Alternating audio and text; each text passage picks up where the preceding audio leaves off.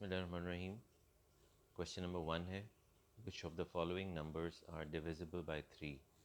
के नीचे दिए गए जो नंबर्स हैं ये ABCDE, ये इनमें से कौन से नंबर्स जो हैं वो 3 से डिवाइड हो जाते हैं कम्प्लीटली और कोई रिमाइंडर नहीं आता। ठीक है, और आगे लिखा है सर्कल द नंबर्स, हमने नंबर्स को सर्कल करना है। ठीक है, तो 3 से डिविजिबिलिटी जो होती है आपको पता होगा कि उसमें सम करते हैं हम डिजिट्स का। If the sum of the digits is divisible by 3 तो फिर वो नंबर जो है 3 से डिविजिबल होता है।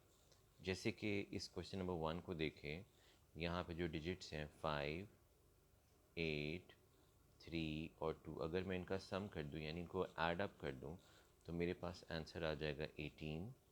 सो 18 जो है वो 3 से डिविजिबल हो जाता है, क्योंकि 3 टाइम्स 6 इज़ 18 होता है, इसलिए ये नंबर जो है ये 3 से डिविजिबल है। ठीक है, इसलिए हमने इसको सर्कल कर दिया।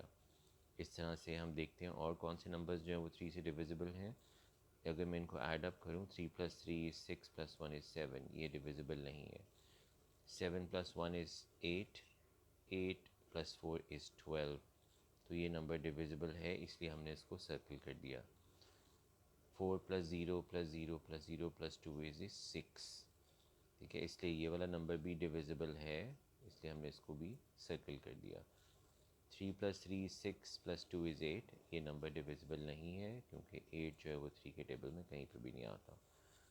तो ये नंबर थे जो डिविजिबल थे 3 से। अब क्वेश्चन नंबर 2 पे चलते हैं।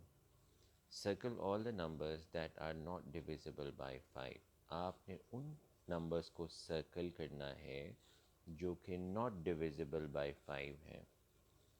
ठीक है, तो अब डिविजिबिलिटी ऑफ 5 क्या होती है? वो ये होता है कि अगर यूनिट की जगह पर 0 आ जाए या 5 आ जाए। ठीक है, यूनिट कौन सा है? तो वो नंबर जो है वो 5 से डिविजिबल होता है। अब देखते हैं यहाँ पे यूनिट कौन सा है, 2। मैं सबके यूनिट्स मार्क कर लेता हूँ ताकि आपको इजी हो जाए यूनिट डिजिट को आइडेंटिफाई करने के लिए। ठीक है, सारे यूनिट्स हमने मार्क कर लिए हैं। अब हम देखते हैं क्या ये नंबर डिविजिबल है बाय 5। जी, ये डिविजिबल नहीं है, इसीलिए हमने इसको सर्कल करना है। क्या ये नंबर डिविजिबल है 5? जी, ये 5 से डिविजिबल है क्योंकि यूनिट में 5 आ रहा है, इसीलिए हमने इसको सर्कल नहीं करना। ठीक है, ये भी डिविजिबल बाय 5 है, इसलिए हमने इसको सर्कल नहीं करना। ये वाला डिविजिबल बाय 5 नहीं है, इसलिए सर्कल कर दें। ठीक है, ये डिविजिबल बाय 5 है क्योंकि 0 आ रहा है ना राइट साइड पे, इसलिए इसको सर्कल नहीं करेंगे। इस तरह से हम इसको सर्कल कर लेंगे, और जौन से नंबर भी 5 से डिविजिबल नहीं हो रहे हम उनको सर्कल कर लेंगे। ठीक है, क्वेश्चन नंबर 3 पे चलते हैं। Underline the numbers which are divisible by 2। यहाँ पे दो इंस्ट्रक्शंस हैं, एक तो है अंडरलाइन की और दूसरी इंस्ट्रक्शन है सर्कल की। Circle the numbers that are divisible by 10 and then fill भी करना है, fill in the given box भी करना है। ये गिवन बॉक्स है, ठीक है, दिस इज़ द बॉक्स, यहाँ पे फिल करना है उसको। ओके, सब वन बाय वन हम देखते हैं क्या है। सबसे पहले तो अंडरलाइन करेंगे कि विच नंबर्स आर डिविजिबल बाय 2। तो 2 की डिविजिबिलिटी जो होती है उसमें ये होता है कि अगर यूनिट डिजिट में हमारे पास 0, 2, 4, 6 और 8 आ जाए तो वो नंबर 2 से डिविजिबल होते हैं। ठीक है, तो ये यूनिट डिजिट है। मैं यूनिट डिजिट्स को अंडरलाइन कर रहा हूँ ताकि आइडेंटिफाई करने में आपको ईजी हो जाए।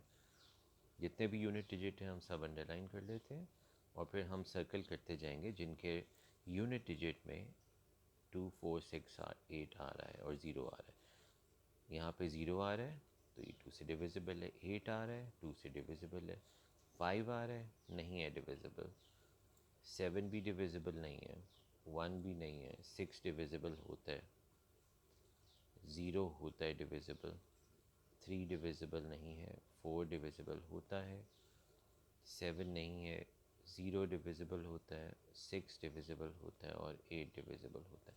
ये सारे नंबर हमने सर्कल कर लिए हैं।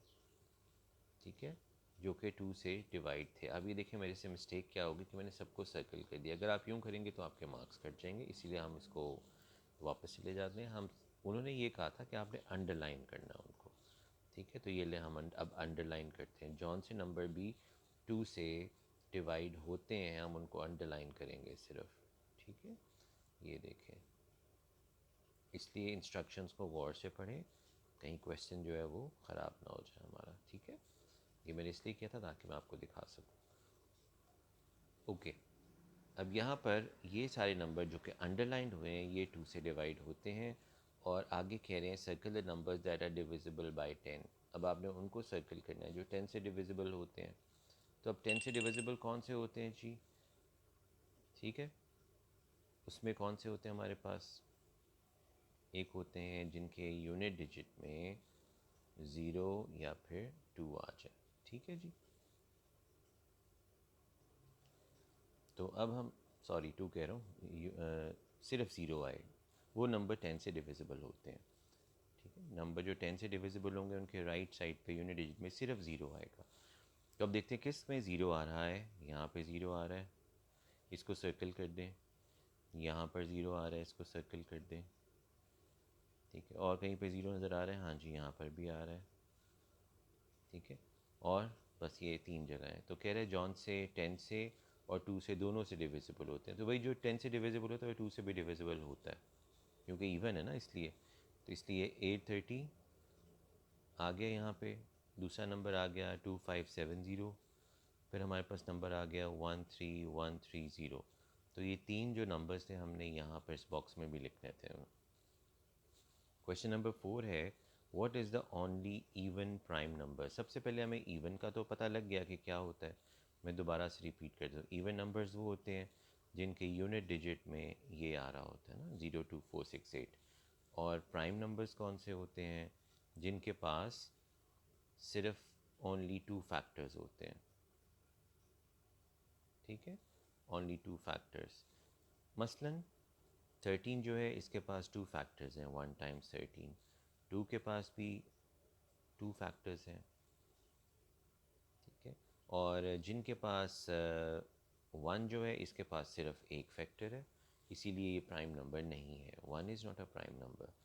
और इसी तरह अगर मैं 4 की बात कर लूँ, तो 4 में हमारे पास मोर देन 2 फैक्टर्स हैं, दैट मीन्स 1, 2 एंड 4। तो इसलिए ऐसे नंबर्स जिनके पास ओनली 2 फैक्टर्स होते हैं, वो नंबर्स जो होते हैं वो प्राइम नंबर्स कहलाते हैं। ठीक है, अब हम देखते हैं कि उस कैटेगरी में कौन से नंबर आ रहे हैं। हमने ये आइडेंटिफाई कर लिया कि इवन नंबर्स कौन से हैं और प्राइम नंबर्स कौन से हैं। लिखा हुआ है what is the only even prime number. So 2, ये आप याद रख लें कि 2 is the only even prime number. ठीक है, और find any 2 prime numbers between 30 and 45। जब बिटवीन का वर्ड आता है तो हमने 30 और 45 को इंक्लूड नहीं करना। ठीक है, हम 30 नहीं लिखेंगे, उससे आगे चलेंगे। तो 31 जो है प्राइम नंबर है, वो कह रहे हैं एनी 2, कोई से 2 लिख दे, लेकिन मैं कोशिश करता हूँ हम सारे लिख देते हैं। 32 तो इवन है, इवन नंबर्स प्राइम नहीं होते, इसलिए मैं इवन नंबर्स नहीं लिख सकता। ठीक है, और जो नंबर्स किसी और टेबल, जैसे 33 है वो 3 के टेबल में है, उसको नहीं लिखेंगे। 34 इवन है, नहीं लिखेंगे। 35 जो है 5 के टेबल में, वो भी नहीं लिखेंगे। 36 इवन है, नहीं लिखेंगे। 37 लिख लेते हैं। ठीक है, ये किसी टेबल में नहीं आ रहा। उसके बाद 38 इवन है, वो नहीं लिखेंगे, ये नहीं लिखेंगे हम। ठीक है, फिर 39 जो है वो हम नहीं इसलिए लिखेंगे क्योंकि इनका सम जो है वो 12 होता है, और 12 3 के टेबल में आता है, इसलिए ये नहीं लिखेंगे। फिर हमारे पास 40 आ गया, 40 तो इवन है, वो भी नहीं लिखा जाएगा। फिर 41 आ गया। ठीक है, और फिर 43 आ गया। So these are the numbers जो कि प्राइम है। आपने इनमें से कोई से 2 लिखने थे, any 2। List down all the factors of 88। Now what are the factors? Factors किस तरह से हम बनाते हैं? हमें 88 के फैक्टर्स बनाते हैं यहाँ पे। 1 टाइम्स 88 इज़ 88। हमने क्या करना है, डिवाइड करें बेसिकली। 2 के टेबल में 88 कहाँ पर आता है, हमने वो लिखना है। अगर आपको नहीं पता कहाँ पर आता है तो 2 से डिवाइड कर लें ऐसे करके। 2 time 4 is 8 and 2 time 4 is 8। तो आंसर आ गया 2 टाइम 44 इज़ 88। 3 में 88 जो है वो डिविजिबल नहीं है, 4 में है। किस तरह से? 4 time 2 is 8, and 4 times 2 is 8, तो हमारे पास 22 आंसर आ गया। उसके बाद हमारे पास आ गया 5 में नहीं है, 6 में 88 नहीं होता, 7 में भी नहीं है, 8 में है, 8 टाइम्स 11 इज़ 88। ठीक है, अब हमने देखा कि इसके फैक्टर्स ये बन चुके हैं सारे, हमने इनको यहाँ पे लिस्ट करना है। किस तरह से लिस्ट करेंगे, हम यहाँ से चलना शुरू करेंगे ना और ऐसे नीचे जाएंगे। तो क्या क्या मतलब 1 2 4 और 8 ऐसे लिखेंगे, और उसके बाद फिर हम यहाँ चले जाएंगे, फिर इधर से ऊपर जाएंगे, यानी कि 11 22 44 एंड 88, 11 22 44 एंड 88। तो ये हमने सारे जो है ये इसके हमने फैक्टर्स जो हैं वो लिख दिए हैं यहाँ पे। ठीक है, इस तरह से ये फैक्टर्स लिखे जाते हैं। नेक्स्ट क्वेश्चन है जी हमारे पास, list down first 3 multiples of 3। List down first 3 multiples of 25। Multiples किसको कहते हैं, मल्टीपल्स कहते हैं टेबल्स को। ठीक है जी, टेबल्स क्या होते हैं हमारे पास, जैसे कि 25 का टेबल हमें यहाँ पे चाहिए। सो 25 time 1 is 25, 25 times 2 is 50, 25 time 3 is 75 and so on. इस तरह से वो आगे चलता जाएगा। ठीक है, right all composite numbers between 74 and 80, 75 and 84। Composite numbers क्या होते हैं, जो नंबर प्राइम नहीं होते वो कॉम्पोजिट होते हैं। यहाँ से हमें पता लग जाएगा, दैट मीन्स कॉम्पोजिट नंबर्स के पास क्या होगा, मोर देन 2 फैक्टर्स होंगे। ठीक हो गया जी, जिसके पास भी मोर देन 2 फैक्टर्स हो गए वो हमारे पास कॉम्पोजिट नंबर हो जाएगा। अब हम देखते हैं कि 75 और 84 के दरमियान में कौन से नंबर्स जो हैं वो कॉम्पोजिट हैं। राइट, हम उसको देख लेते हैं। तो 75 तो हमने इंक्लूड नहीं करना और ना ही 84 इंक्लूड करना है, यानी कि 75 के आगे चलना है और 84 से कम होना चाहिए। तो 75 के आगे जो कॉम्पोजिट है, जितने भी इवन नंबर्स हैं ना वो सारे कॉम्पोजिट होंगे। 76 77 चूँकि 11 में और 7 में होता है वो भी आ जाएगा। 78 तो आएगा ही आएगा क्योंकि इवन है। 79 जो है वो नहीं आएगा। 79 के बाद आ गया 80 आएगा। ठीक है, 80 के बाद 81, यस 9 के टेबल में होता है 81। 82 चूँकि इवन है, और 83 जो है वो चूँकि प्राइम है इसलिए वो हम नहीं लिख रहे। तो ये सारे कॉम्पोजिट नंबर्स हमने यहाँ पर लिख लिए हैं। ओके जी, यहाँ पे नेक्स्ट वर्कशीट है, इसका क्वेश्चन नंबर 1 है, list down the factors of each number. तो फैक्टर्स तो आपको पहले बता चुके हैं पिछली वाली वर्कशीट में भी कि किस तरह से बनते हैं। मैं दोबारा से एक दफ़ा यहाँ पे बता देता हूँ। जैसे 16 है ये वाला, तो इसके फैक्टर्स हम यूँ बनाएंगे, 1 टाइम्स 16, 2 टाइम्स 8, 3 में 16 नहीं होता, 4 टाइम्स 4 इज़ 16। अब चूँकि 4 यहाँ पर आ चुका है और यहाँ पर भी है तो इसलिए हम इसको बस कर देंगे ना, क्योंकि इसके अगला जो नंबर फैक्टर का आएगा ना वो ये होगा 8 टाइम्स 2। तो वो 8 टाइम्स 2 भी पहले लिखा जा चुका है, वो रिपीट होएगा। तो इसलिए हम बस वहाँ पे जहाँ पे रेपिटेशन स्टार्ट हो जाती है ना, जहाँ पे रिपीट होने लगते हैं, तो वहाँ पे हम उसको ब्लॉक कर देते हैं। ठीक है, तो इस तरह से हमारे पास जो फैक्टर्स आ गए वो यहाँ से ये लिखेंगे 1 2 4 8 16, 1 2 4 8 एंड 16। हमने ये 2 दफ़ा 4 नहीं लिखना क्योंकि रेपिटेशन नहीं होती फैक्टर्स के अंदर। ठीक है,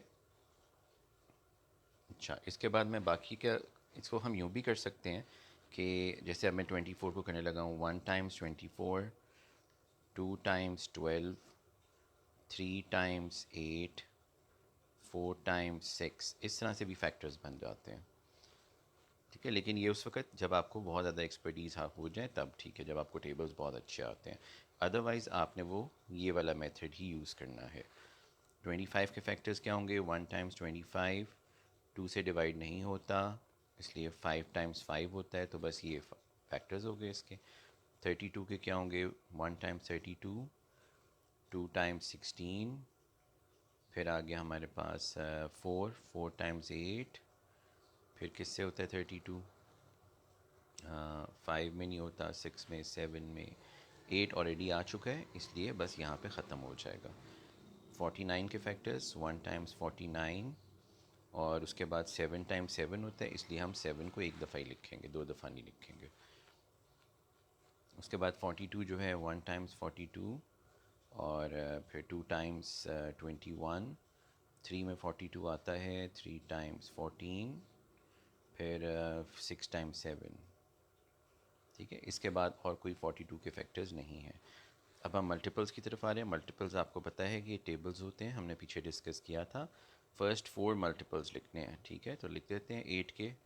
8, 2 is 16, 3 is 24, 8 times 4 is 32, 4 times 1 is 4, 4 times 2 is 8, 4 times 3 is 12, 4 times 4 is 16। 6 के लिख देते हैं, 6 times 1 is 6, 6 times 2 is 12, 6 times 3 is 18, 6 times 4 is 24। 9 के, 9 times 2 is 18, 9 times 3 is 27, 9 times 4 is 36। ठीक है, अब इसको कहते हैं फैक्टर्स ट्री। ठीक है, ये हमने कंप्लीट करना है। 7 टाइम्स 8 इज़ 56, 4 टाइम्स 2 इज़ 8। और इसमें ये होता है कि ये जो है ना, यहाँ पे ये ख़त्म हो जाता है, ठीक है। और 4 का आ जाएगा 2 टाइम 2। आगे जो है ना, फिर ये यहाँ पे 7 ही चलता रहेगा। जब वो ब्रेक नहीं हो रहा ना, तो इसी को हम आगे कंटिन्यू करते रहेंगे, क्योंकि अब तो इसके 2 पार्ट्स नहीं डिवाइड हो रहे ना, इसलिए। और ये वाला 2 इधर ही चलता रहेगा। बाज़ अवत क्या करते हैं कि उसको वहाँ पे ही ख़त्म कर देते हैं। तो अब हमारे पास जो इसके फैक्टर्स आ गए, ठीक है, और ये कौन से हैं? Prime factors. इनको प्राइम फैक्टर्स कहते हैं। वो जो ऊपर वाला क्वेश्चन था वो फैक्टर्स फ़र्क थे, ये प्राइम फैक्टर्स हैं। और इसके हमारे पास आंसर आ गया 2 टाइम्स 2 टाइम्स 2 टाइम्स 7। ये जो लास्ट में आंसर आ रहा है ना, ये वाला प्राइम फैक्टर्स होते हैं। जैसे 36 9 टाइम 4 होता है, और 9 को 2 में डिवाइड कर दिया हमने, और इसको भी ऐसे डिवाइड कर दिया, तो ये हमारे पास इसके प्राइम फैक्टर्स जो हो जाएंगे वो 2 टाइम 2 टाइम 3 टाइम 3, ये इसके प्राइम फैक्टर्स हैं। यहाँ पे 81 है, सो 9 टाइम 9 इज़ 81। ठीक है, और 9 को अगर मैं 2 में डिवाइड करूँ तो ये आ जाएगा। यहाँ पर भी 2 में डिवाइड कर देते हैं, 3 टाइम 3 इज़ 9। और एंड पे हमारे पास सारे प्राइम नंबर्स आने चाहिए। ये जो है ना, सारे ये प्राइम होने चाहिए। जब तक ये प्राइम नहीं आते आप इनको डिवाइड करते जाते हैं, तो इसलिए इसके प्राइम फैक्टर्स कितने हो गए? 3 टाइम्स 3 टाइम्स 3 टाइम्स 3। अब 90, 15 time, what is 90? 15 times 6 is 90।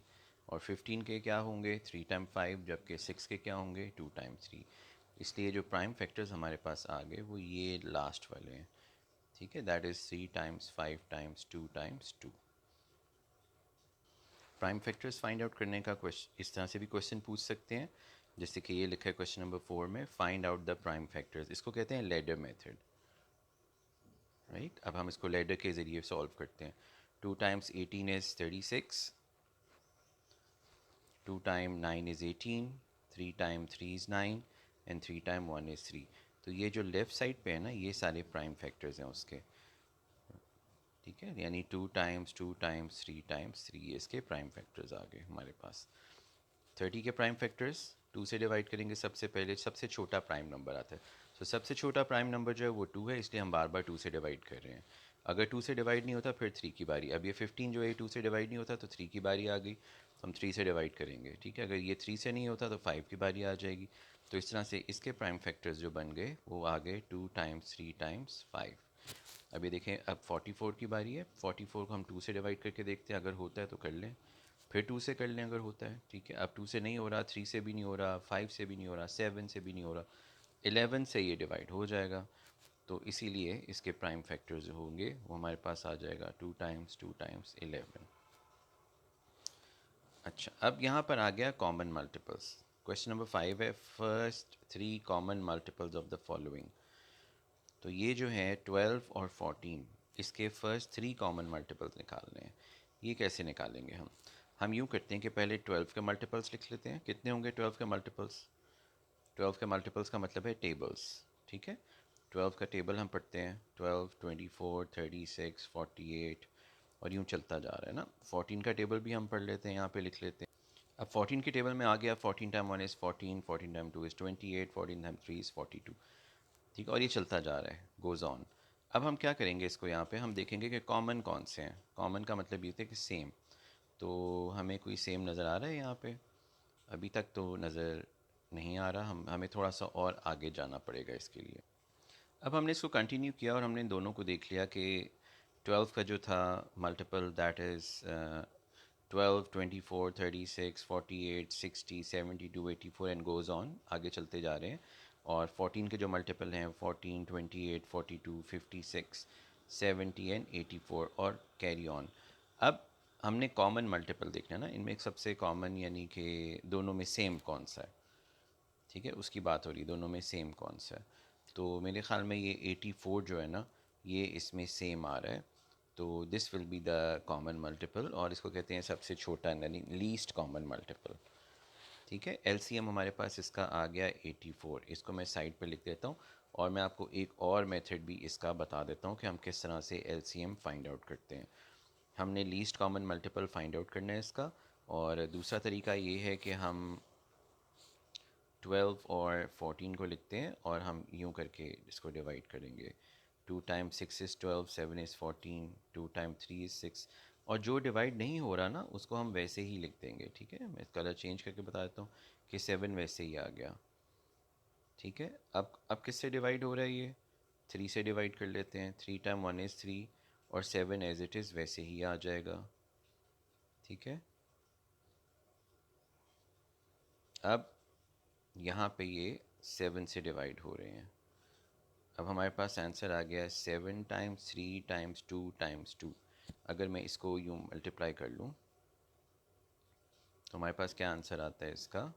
इसका आंसर वही आ जाएगा 84।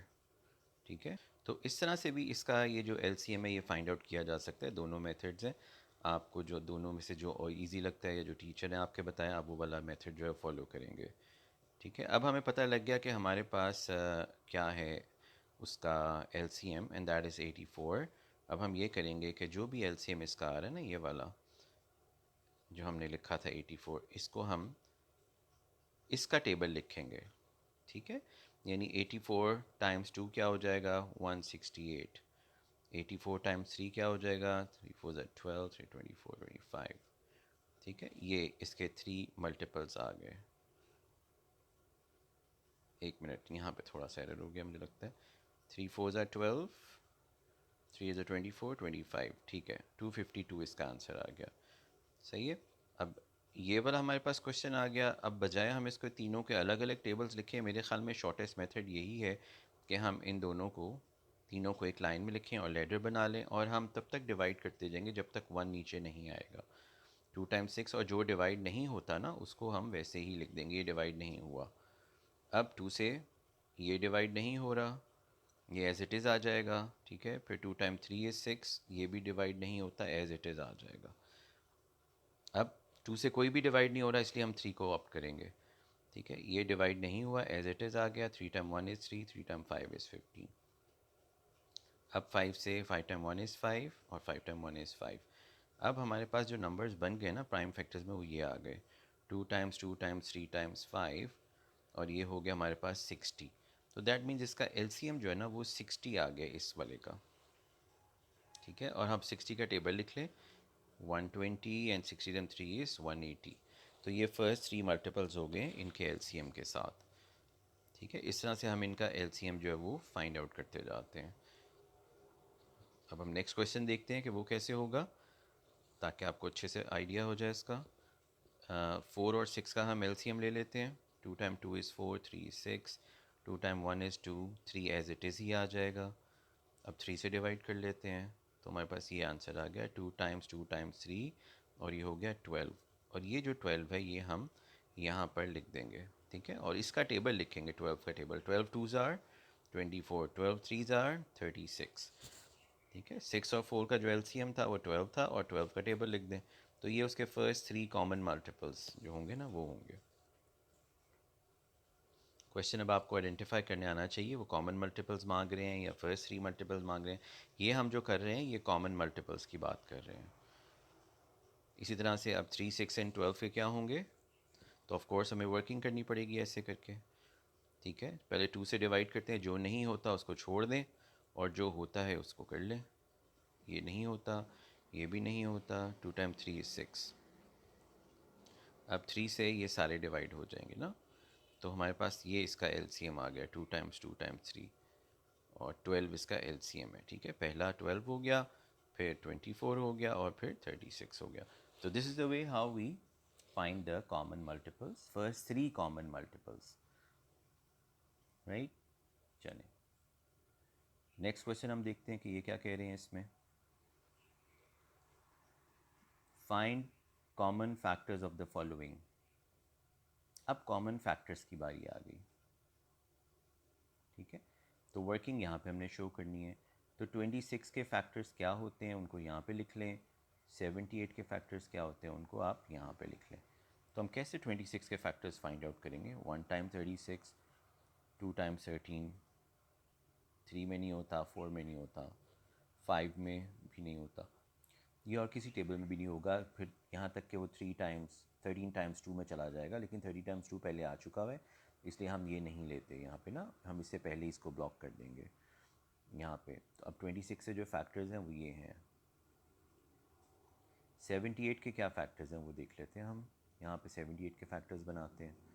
78 टाइम्स 1 टाइम 78, 2 टाइम 39, ठीक है। और 3 में होता है 78, जी बिल्कुल होता है, क्योंकि 7 + 8 15 होता है ना, इसलिए होता है। 3 टाइम 2 इज़ 6, 3 टाइम 6 इज़ 18। आगे 4 में नहीं होता, 5 में भी नहीं होता, 6 में होता है। 6 टाइम 1 इज़ 6, 6 टाइम 3 इज़ 18। किस तरह से मैं कर रहा हूँ, इस तरह से कर रहा हूँ कि 78 को मैं 6 से डिवाइड कर रहा हूँ ना। 6 time 1 is 6 and 6 time 3 is 18। तो इस तरह से मैं ये 13 को ना यहाँ पे लिख रहा हूँ। अब इसके बाद 6 के बाद 7 में 78 नहीं होता, 8 में भी नहीं होता, 9 में भी नहीं होता, 10 में तो ऑफ कोर्स नहीं होता, 11, 12, 13 आ जाएगा, रिपीट होने लगा है, तो हम यहाँ पे ब्लॉक कर देंगे। तो इसके जो फैक्टर्स बन गए दैट आर 1 2 3 6, यहाँ से चलते हैं ना, मैंने आपको बताया 1 2 3 6, और फिर 13 26, यहाँ से ऊपर जाएंगे ऐसे करके 13 26, 39 एंड 78, ठीक है। अब हम इसको इरेज कर देते हैं क्योंकि इसकी ज़रूरत नहीं है हमें। और अब वो हमसे पूछ रहे हैं what are the common factors. तो हम कलर चेंज कर लेते हैं पेन का और बताते हैं कॉमन कौन से हैं। ये कॉमन है, 2 भी कॉमन है, और कोई कॉमन नज़र आ रहे हैं, जी बिल्कुल कॉमन नज़र हमें, ये भी कॉमन है, ठीक है। तो हमारे पास जो कॉमन फैक्टर्स आ गए ना वो इस तरह से फाइंड आउट होते हैं। इसको भी हम कर लेते हैं। 16 और 24 की बारी आ गई अब। तो 16 के फैक्टर्स कौन से हैं और 24 के कौन से हैं। ये दो नंबर तो छोटे से मैंने बताया था, ऐसे भी कर सकते हैं हम। 1 टाइम 16, 2 टाइम्स 8, 3 में नहीं होता, और 4 टाइम्स 4, ये फैक्टर्स हो गए। 24 के क्या है, 1 टाइम्स 24, 2 टाइम्स 12, 3 टाइम्स 8, 4 टाइम्स 6, ये 24 के फैक्टर्स हो गए। अब इनमें से कॉमन कौन से हैं, 1 कॉमन है, 2 कॉमन है, 4 कॉमन है, 8 कॉमन है। So 1 2 4 and 8, these are the common factors. 11 और 39 की बात करें तो 11 के फैक्टर्स बनाते हैं हम पहले। ओ सॉरी, 13 के फैक्टर्स बनाते हैं। 13 तो प्राइम नंबर है, तो उसके सिर्फ जो फैक्टर्स होंगे वो होंगे 1 टाइम्स 13, ठीक है। और 39 के क्या हो जाएंगे, 1 टाइम्स 39 और 3 टाइम्स 13, ठीक है। अब इनके कॉमन फैक्टर्स कौन से हो गए हमारे पास, 1 कॉमन है, 13 कॉमन है, इसको कहते हैं कॉमन फैक्टर्स। 7, 21 एंड 28। अब हमारे पास नेक्स्ट क्वेश्चन आ गया, इसमें अब 3 नंबर्स हैं, 7 है, 21 है एंड 28 है। इन सब के हम फैक्टर्स बनाते हैं। सो 1 टाइम 7, इसके तो ये जो चूँकि प्राइम नंबर है ना 7, तो इसलिए सिर्फ 2 फैक्टर्स बनेंगे इसके। तो 1 टाइम्स 21, 3 टाइम्स 7 इज़ 21, और कोई भी नहीं बनेगा। सो 1 टाइम्स 28, 2 टाइम्स 14, और 4 टाइम्स 7, इसके अलावा और कोई फैक्टर नहीं बनेगा इसका।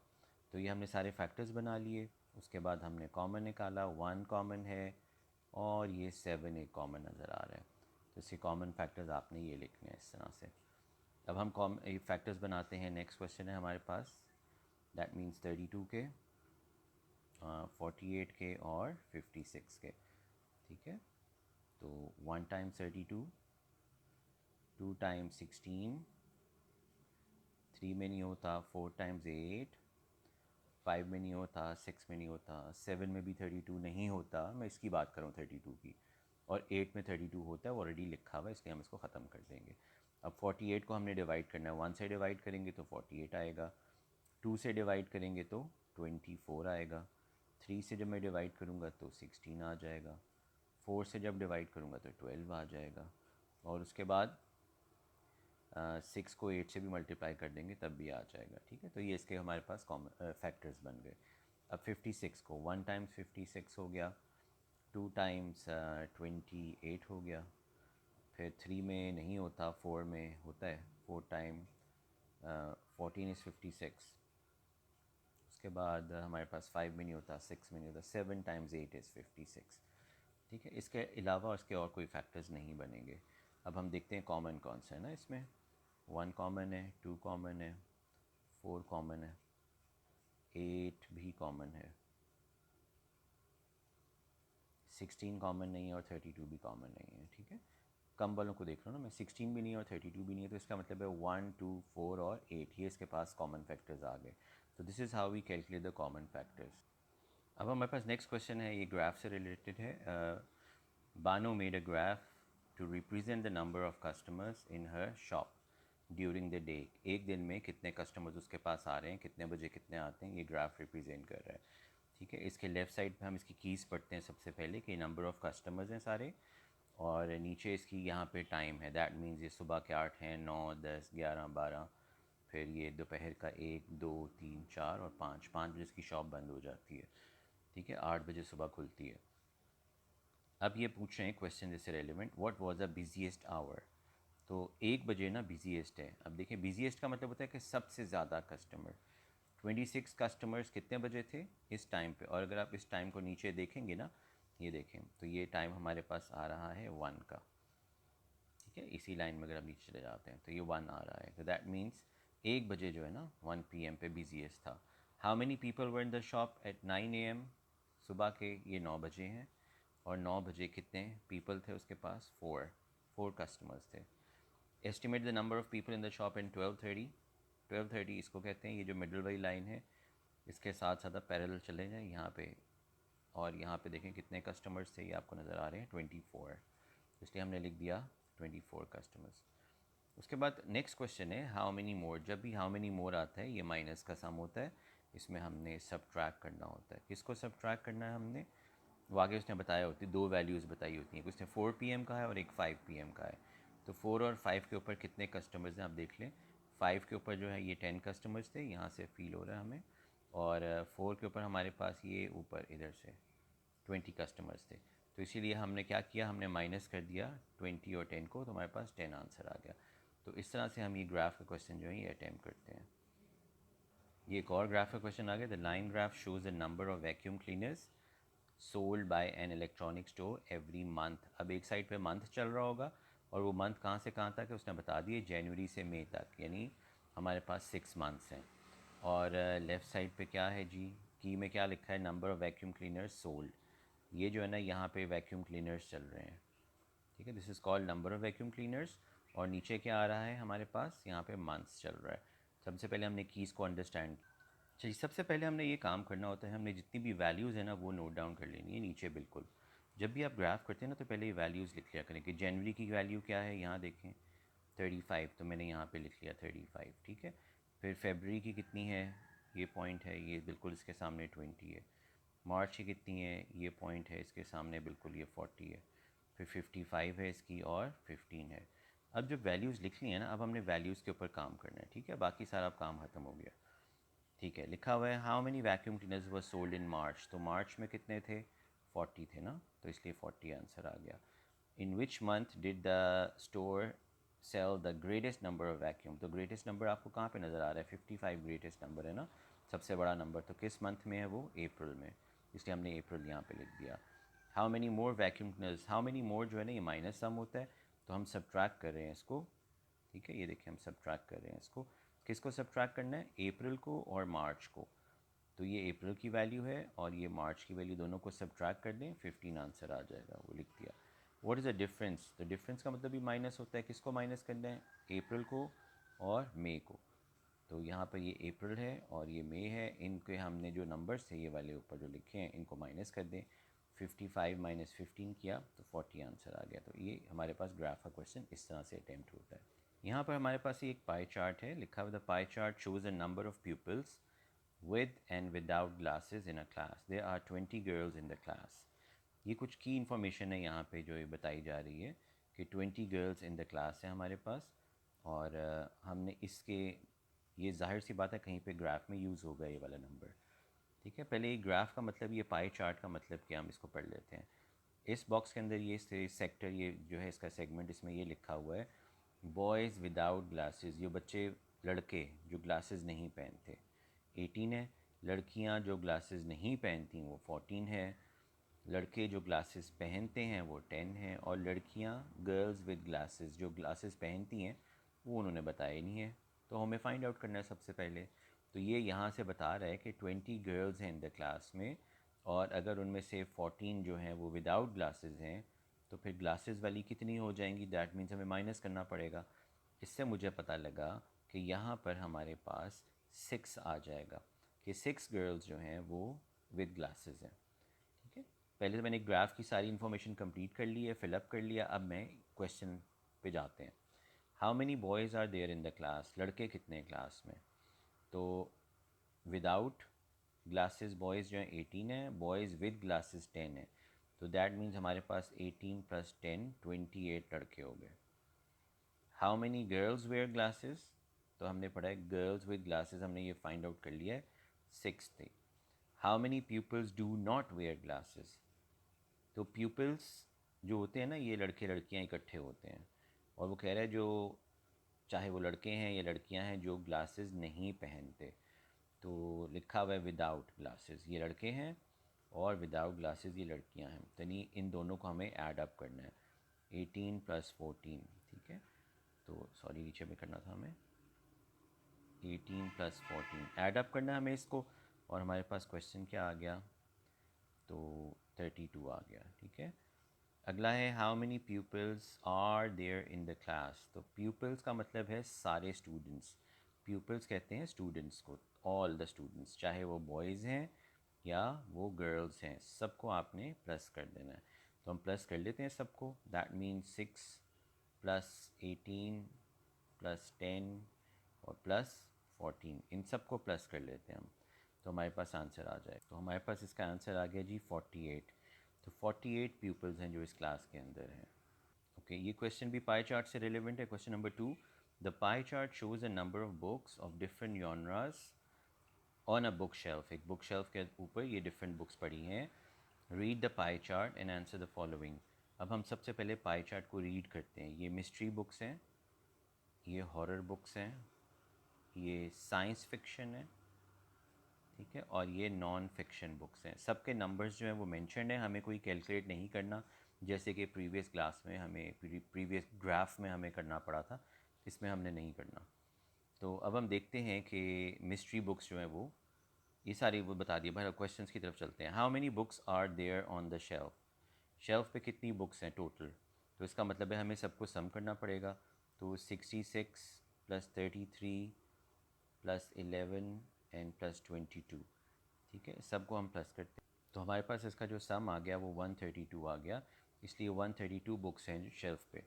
How many non fiction books are there, तो नॉन फिक्शन कहाँ पर है, ये नॉन फिक्शन नज़र आ रही है ना, तो ये नॉन फिक्शन जो बुक्स हैं कितनी है 22, ये हमने यहाँ पे लिख दिया। How many horror books are there on the shelf, तो ये हॉरर नज़र आ रही हैं, ये हॉरर यहाँ पे 33 है, इसलिए हम यहाँ पे 33 आंसर लिखेंगे, बिकॉज वो हॉरर बुक्स के बारे में पूछ रहे हैं। अब हम जा रहे हैं डेसिमल के एडिशन और सब्ट्रैक्शन की तरफ। डेसिमल नंबर्स को किस तरह से ऐड और सब्ट्रैक्ट किया जाता है हम वो करने लगे हैं। हमारे पास ये क्वेश्चन यहाँ पे क्वेश्चन नंबर 1 नज़र आ रहा है, और हमने सबसे पहले ये करना है कि इनके नंबर्स को ना वर्टिकल फॉर्मेट में लिख लेना। सबसे पहले हम ऐड करेंगे, सो 124.8 एंड 3.79। आपने ये ख्याल रखना है कि डेसिमल के नीचे डेसिमल ने आना है, ठीक है, क्योंकि आंसर में भी डेसिमल यहाँ पर ही आएगा, और जहाँ पे कोई नंबर नहीं है वहाँ पे आपने ज़ीरो को पुट कर देना है। अब हम इसको प्लस करते हैं, 9 7 + 2 7 + 8 is 15 4 3 7 and 1 8 2 and 1 28.59 आ गया। इसको हम यहाँ पर लिख लेंगे, और अब हमने माइनस करना है किसको, इस वाले नंबर को।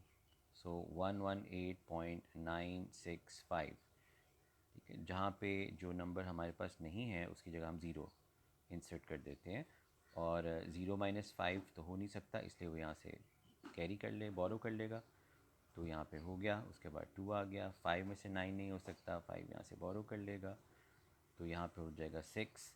सेवन में से एट नहीं हो सकता, वो यहाँ से बोरो कर लेगा, यहाँ पर हो जाएगा नाइन। तो इसका फाइनल आंसर आपके पास आ जाएगा 9.625। This is the final answer, ठीक है।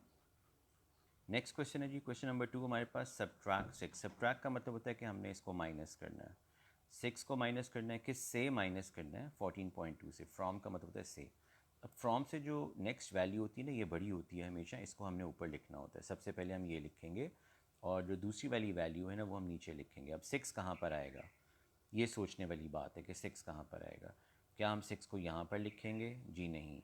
सिक्स का जो डेसिमल है ना, वो यहाँ पर होता है। अगर नहीं है ना किसी नंबर का डेसिमल, तो वो राइट साइड पे होता है। तो मैंने आपसे कहा था कि डेसिमल के नीचे डेसिमल आने चाहिए, तो इसलिए सिक्स यहाँ पर आएगा और डेसिमल इसका यहाँ पर आएगा।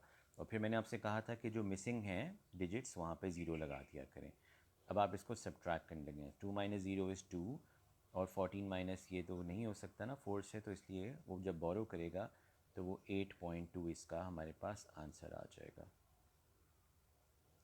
क्वेश्चन नंबर 3 है हमारे पास, अगेन सब्ट्रैक्ट का। Subtract this from this. तो फ्रॉम से जो अगले वाली नंबर होता है वो हमेशा बड़ा होता है, उसको हम ऊपर रखेंगे और दूसरे नंबर को नीचे रखेंगे। अच्छा, आप डेसिमल्स में ना एक काम किया करें। वो काम ये है कि जब भी कोई नंबर आए, आप उसका डेसिमल सबसे पहले लोकेट करेंगे, ठीक है। इसका डेसिमल जो है वो यहाँ पर है, ठीक है। क्या कहा है मैंने कि 59 का डेसिमल जो है वो राइट साइड पे होता है। अगर नज़र नहीं आ रहा तो वो इस राइट साइड पे, तो आप प्लेस कर देना डेसिमल को। और दूसरा नंबर क्या है? 38.97। अब 38.97 यहाँ थोड़ी लिखेंगे हम ऐसे करके, क्योंकि मैंने आपसे कहा है कि डेसिमल के नीचे डेसिमल आना चाहिए, इसलिए यहाँ पे तो नहीं आएगा, ये इधर आ जाएगा 38.97, ठीक है। अब हम इसको सब्ट्रैक्ट करेंगे और फिर ये देखेंगे कि जहाँ पे डिजिट्स नहीं है वहाँ पे आप ज़ीरोज़ लगा दें और सब्ट्रैक्ट कर दें इसको। तो ज़ीरो माइनस सेवन नहीं हो सकता, ये सात से बोरो भी नहीं कर सकता, फिर वो यहाँ से बोरो करके लाएगा, तो हमारे पास आंसर आ गया थ्री। यहाँ पे आ गया ज़ीरो, यहाँ पे आ गया ज़ीरो, और यहाँ पे आ गया टू। 2030 इसका फाइनल आंसर हमारे पास आ जाएगा। ऐड की तरफ जा रहे हैं। ऐड में कुछ नहीं है कि अगर आप कोई सा भी नंबर ऊपर लिख सकते हैं, लेकिन सब्ट्रैक्शन में ग्रेटर नंबर या बड़े वाला नंबर ऊपर लिखा जाता है। तो हम यहाँ पे लिख लेते हैं, ठीक है। ये पहला नंबर क्या है? 0.001। और दूसरा नंबर क्या है? तो मैंने आपसे पहले कहा है कि पॉइंट तो पहले देख लिया करें ना कहाँ पे है। इसका पॉइंट इधर है, इसका पॉइंट अगर नहीं है ना तो फिर राइट साइड पे होता है, ठीक है। तो इसलिए हम इसको यहाँ पे ऐसे लिखेंगे 87 पॉइंट, ताकि पॉइंट के नीचे पॉइंट आना ज़रूरी है, क्योंकि आंसर में भी पॉइंट उसी जगह पे आएगा। अब हम करने लगे इसको ऐड, और हम ये देखेंगे कि जहाँ पे डिजिट्स नहीं है वहाँ पर हमने उनको फिलअप कर देना है ज़ीरोज़ के साथ। अब हम इसको ऐड कर रहे हैं, 0, 0, 7 एंड 8, तो ये इसका फाइनल आंसर आ जाएगा 87.001, ठीक है जी। और इसको हम ख़त्म कर देते हैं लाइन को। इस क्वेश्चन में हम करने लगे हैं कि हमारे पास फ्रैक्शंस आ गई हैं। फ्रैक्शन जो आपके सिलेबस में वो इस तरह से हैं कि जिनके डिनोमिनेटर जो हैं वो सेम होते हैं, इसलिए हम डिनोमिनेटर्स को तो ऐड नहीं करते, हम सिर्फ न्यूमरेटर्स को ऐड करते हैं। 4/4 आ गया, और आपको पता होना चाहिए कि अगर ऊपर और नीचे वाली फ्रैक्शन सेम हो तो वो 1 के इक्वल हो जाती है, ठीक है। इस क्वेश्चन में भी ऐसे ही है कि नीचे डिनोमिनेटर सेम है, आपको सेम करने की ज़रूरत नहीं है, सिर्फ आपने ऊपर वालों को ऐड अप कर देना है और आंसर आ जाएगा 20/25। बहुत इजी क्वेश्चन है। यहाँ पे सब्ट्रैक्शन आ गया हमारे पास। किस तरह से करेंगे? वही बात कि नीचे वालों को तो हम कुछ नहीं करेंगे, डिनोमिनेटर तो वैसे ही लिख देते हैं क्योंकि वो सेम होते हैं और वो एज इट इज़ ही लिखा जाएगा, और ऊपर वालों को आप माइनस कर देंगे, तो आंसर क्या आ गया आपके पास? ये ठीक हो गया। यहाँ पर क्या है जी? नीचे वाले 90 हैं, नीचे 90 आ गया, ऊपर जो है 60 minus 30, that is equals to हमारे पास 30/90 आ गया। ये हमारे पास फ्रैक्शन आ गई ना इसकी। अच्छा, अब यहाँ पे एक क्वेश्चन है, वो कह रहे हैं कि ये 1 है और आप मुझे बताओ कि यहाँ पर क्या आता है फ्रैक्शन में, ये आपने बताना है। तो हम सोचते हैं भाई नीचे क्या है इसके 4, तो इसका मतलब है इसके नीचे भी 4 होना चाहिए। पहली बात तो ये। दूसरी बात ये है कि हमें पता है कि 1 जो है ना, ये तभी आता है जब ऊपर और नीचे वाले सेम हों। 2/2 में आएगा, ठीक है। 3/3 में 1 आएगा, 10/10 में 1 आएगा। लेकिन हमें यहाँ पे कौन सा चाहिए? हमें यहाँ पर वो नंबर चाहिए जो ये नीचे लिखा होता है ना, ये वाला। तो इसलिए अगर मैं यूँ कहूँ 4/4, ये 1 के इक्वल है, ठीक है। तो अब मुझे बताइए कि 1 में मैं क्या प्लस करूँ कि वो 4 बन जाए। तो 1 में 3 प्लस करेंगे तो 4 बनेगा। इसीलिए मुझे पता लग गया कि 3/4 जो है वो मिसिंग फ्रैक्शन है। अगर मैं इन वर्किंग को मिटा दूँ तो आपको पता लगना चाहिए कि हमने ये किस तरह से सॉल्व किया है, ठीक है। यहाँ पर आ जाए। ये क्वेश्चन क्या कह रहे हैं? 10/12 चाहिए मुझे, और मुझे पता है कि नीचे वाला तो सेम होता है, ठीक है। ये तो सेम होना ज़रूरी है। ऊपर वाला जो है ये हम देखेंगे कि 8 में मैं क्या प्लस करूँ कि 10 आए। तो 8 में 2 प्लस किया जाएगा तो 10 आ जाएगा। ये आपकी कंप्लीट रिवीजन जो है, जो वर्कशीट्स आपको प्रोवाइड की गई थी और आपके सिलेबस में क्वेश्चंस थे, ये सारे मैंने आपको एक्सप्लेन कर दिए। आई होप आपको ये समझ आ गई होगी। इन केस आपको कोई क्वेश्चन समझ नहीं आता तो आप फिर मुझसे पूछ सकते हैं। Thank you.